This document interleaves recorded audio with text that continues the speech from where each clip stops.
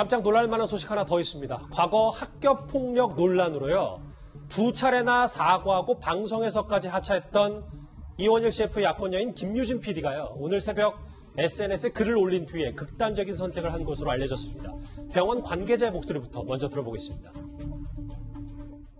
어떻게 의식불명 상태로 왔는지 안 는지는 확인이 안 되지만 응급실로 오셔가지고 조치를 취해서 지금 현재는 의식이 있고 지금 일반병실에 입원해 있다.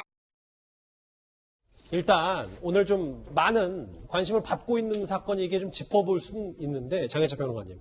지금 김유진 PD의 건강 상태는 어떻습니까? 그러니까 우선은 오늘 새벽 3시쯤에 본인이 극단적 시도를 한 것 같고요. 가족의 신고로 응급실로 이송이 되었습니다. 그런데 응급실에서 어느 정도 안정을 찾고 현재는 일반 병실에 입원해 있는 상태라고 합니다. 정확한 상태가 완전히 전해지고 있지는 않지만 응급실에 처음 왔을 때 의식이 없었는데 지금 일반 병실로 이동한 상태에서는 약간은 그때보다는 몸 상태가 안정된 것으로 보여지고 있고 그러나 아직까지 주변 지인이나 가족들과 의사소통은 불가능한 상태라고 하고 있거든요.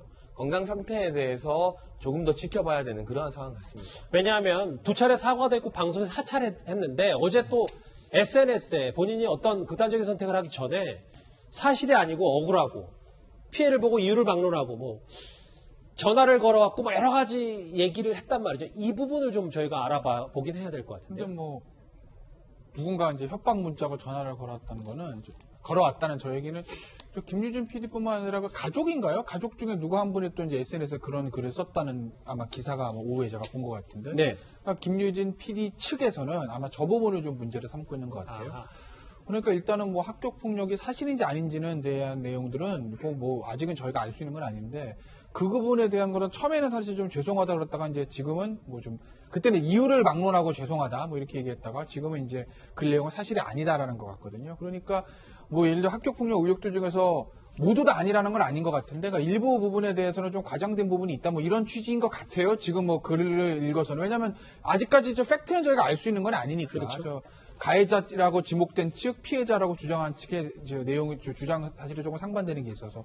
그런데 어쨌든 간에 김유진 PD 측에서 문제를 삼는 건 지금 그 주변에서 계속 협박과 압박, 특히 또 피해자가 아닌 사람이 지인을 통해 가지고 협박하고 압박하고 이런 부분에 대한 좀 문제를 삼고 있는 것 같습니다. 어쨌든 장혜철 변호사님. 근데 이제 피해자 측의 얘기는 좀 다소 다르거든요. 물론 오늘 어떤 구체적인 입장이 나온 건 아니지만 피해자가 한둘이 아니다라는 주장은 계속해서 하고 있습니다. 그러니까 지난달 21일에 온라인 커뮤니티에 제일 처음 올라온 글은 김유진 PD가 뉴질랜드에서 또 학창생활을 보냈었나 봐요. 그곳에서 같이 학교를 다녔던 친구가 김유진 PD로부터 또 8명 내지 10명의 가해자들로부터 집단 따돌림과 폭행을 당했다. 그런데 TV에 나오는 걸 보니 그때의 트라우마가 살아난다면서 관련 증거들을 첨부해서 많은 논란이 있었습니다. 그런데 그 뒤에 또 다른 피해자 B와 C가 같이 등장해버린 거예요. 그러다 보니까 인터넷상에서는 이 김유진 PD가 가해자인 게 기정사실처럼 여겨지게 되면서 논란이 지금까지 이르게 되었고요. 김유진 PD는 또 다른 주장은 오늘 입장문 비공개로 내보냈지만 아직까지는 사실이 정확하게 파악되지는 않고 있는 것 같습니다. 실시간 검색어 상위권에 있는 주제 저희가 핵심만 짚어봤습니다.